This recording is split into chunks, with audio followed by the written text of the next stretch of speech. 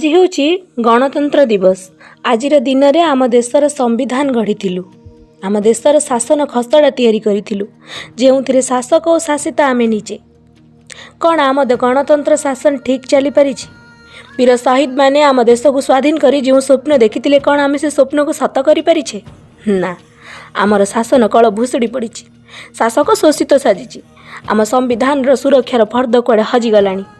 आम देशर संविधान विश्वर सर्वबृहत संविधान बोली आमे जो गर्व करुछे हेले आम संविधान आम आईन स्वार्थर पहाड़ तले चापी होई चित्कार करुछि हेले आमे शुणी पारुनी।